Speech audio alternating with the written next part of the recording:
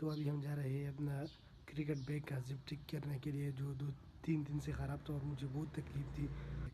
तो अब हम रास्ते में जा रहे हैं।